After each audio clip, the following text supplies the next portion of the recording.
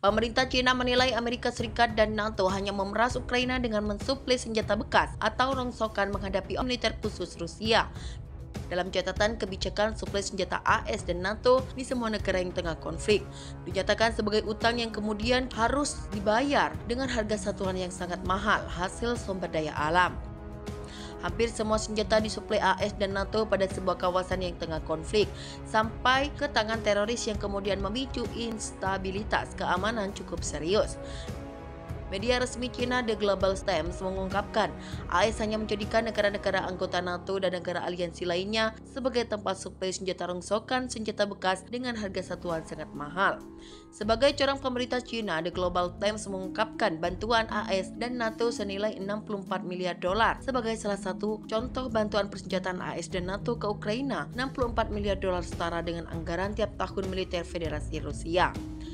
Senjata MANPADS Stinger yang dibanggakan telah membuat pasukan Ukraina frustasi karena tidak berfungsi dengan baik. Padahal jumlah yang dikirim mencapai ribuan. Belum lagi terkendala teknis karena tidak terbiasa menggunakan sistem senjata barat, sehingga serangan balasan militer Ukraina menjadi tidak efektif. Ukraina sendiri telah mendapatkan senjata NATO selama bertahun-tahun, misalnya drone Phoenix, Kursk, dan drone Switchblade buatan perusahaan AS untuk menyerang tank dan kendaraan lapis baja. Lalu kendaraan lapis baja M113 yang sudah usang, termasuk howitzer M777 artileri 155 mm yang belum memiliki sistem digital. Pengiriman senjata-senjata usang tentu sangat menguntungkan bagi para kontraktor senjata. Seperti membuang seluruh kendaraan lapis baja M113 ke Ukraina telah membuka peluang bagi akuisisi AMPV yang baru dari BAE System. Jelas, kompleks industri militer AS, kartel manufaktur senjata terbesar di planet bumi, akan sangat diuntungkan. Lockheed Martin, Raytheon, Boeing, BAE System, General Dynamics, Northrop Grumman tentu akan menikmati sebagian besar dana tersebut. Dan seperti biasa, seluruh bantuan peralatan perang tersebut ujung-ujungnya adalah hutang yang harus dibayar oleh Ukraina. Kabar terakhir bahkan AS dan Uni Eropa menyita aset Rusia untuk membayar biaya produksi peralatan perang tersebut. Di sini jelas sekali terbukti AS dan NATO benar-benar penjahat dan perampok yang pengecut. AS telah membentuk sistem aliansi militer di seluruh dunia yang merupakan fondasi utama hegemoni global militer AS. Tetapi tidak semua mitra AS menikmati hak istimewa untuk memiliki akses ke teknologi AS yang paling canggih seperti kapal selam bertenaga nuklir, rudal hipersonik atau AES seperti yang dilakukan anggota AUKUS, yaitu Australia, Britania Raya, dan Amerika Serikat, karena kebanyakan dari mereka hanya dapat memperoleh peralatan bekas AS yang sudah pensiun. Menurut para ahli, selain menggunakan senjata bekas untuk mendapatkan keuntungan yang tak terbayangkan, AS juga menggunakannya untuk menimbulkan masalah di seluruh dunia dan memenuhi tujuan geopolitiknya. Pemicu langsung dari krisis Ukraina adalah provokasi berulang AS terhadap garis bawah keamanan Rusia. Pada 2017 lalu, AS menyetujui penjualan 210 rudal Javelin dan 37 peluncur ke Ukraina yang dikirim pada April 2018, lapor Washington Post. Senjata-senjata ini berasal dari cadangan militer AS yang dinonaktifkan, dan semua cadangan rudal Javelin dan Stinger militer AS yang dinonaktifkan diproduksikan setelah konflik antara Ukraina dan Rusia pecah, memaksa militer AS untuk menggunakan cadangan aktifnya untuk membantu Ukraina. AS selalu dikenal mengembangkan senjata paling canggih di dunia.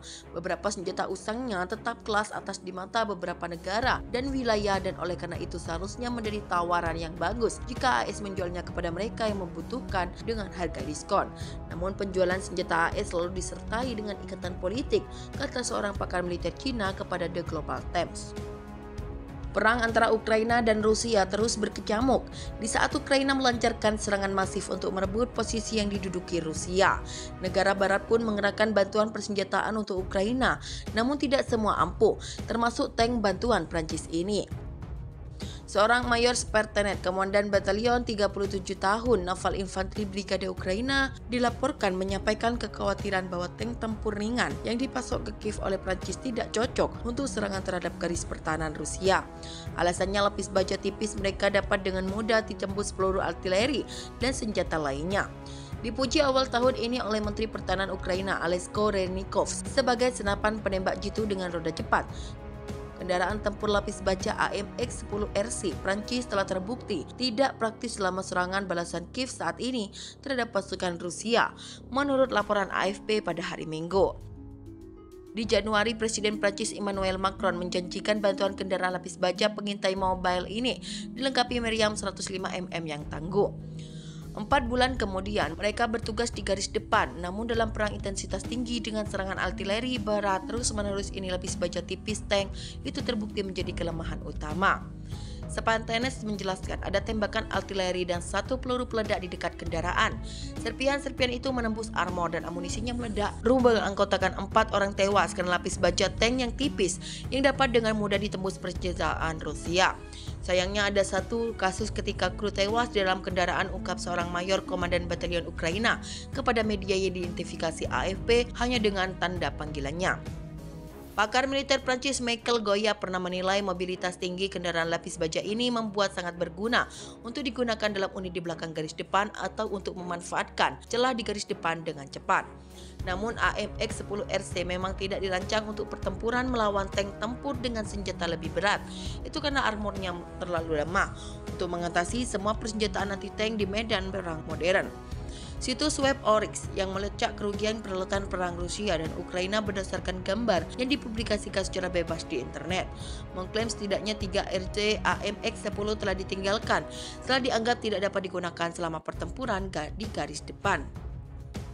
Mesin yang cepat dan modern dengan senjata yang kuat ini akan membantu Ukraina membebaskan wilayah Ukraina. Seperti inilah kebebasan, kesetaraan dan persaudaraan, ujar Renikov dalam posting Twitter yang berterima kasih kepada Presiden Prancis Emmanuel Macron dan Menteri Pertahanan Sébastien Lecornu. Namun, Separtanes mengatakan tank Prancis terbukti tidak efektif dalam serangan garis depan. Senjatanya bagus, perangkat observasi bagus, tapi sayangnya ada armor tipis dan tidak praktis untuk digunakan di garis depan. Hanya mengirimkan kendaraan sehingga mereka hancur. Separtanes menganggap itu tidak praktis dan tidak perlu karena ini terutama merupakan risiko bagi kru. Komandan Ukraina menambahkan RC AMX-10 juga telah diganggu kerusakan pada kontak persnelengnya, mungkin karena penggunanya di jalan tanah. Pasukan Kiev menerima 1 bulan pelatihan di Prancis yang tidak cukup untuk menguasai pengoperasian kendaraan. AMX-10RC seberat 20 ton bergerak dengan roda bukan truk. Ini dikembangkan pada tahun 1970-an untuk pengintaian bersenjata dan serangan terhadap tank. Militer Prancis sedang dalam proses mengganti armada RC AMX-10 dengan EBRC Jaguar yang lebih modern. Ribuan tentara Ukraina tewas dalam serangan balasan yang gagal menembus garis pertahanan Rusia. Lusinan kendaraan lapis baja yang dipasok barat telah dihancurkan, termasuk tank Leopard buatan Jerman dan AMX-10RC, menurut Kementerian Pertahanan Rusia. The New York Times melaporkan pekan lalu 17 dari 113 kendaraan tempur Blade Day yang dipasok ke Kiev oleh AS telah rusak atau hancur.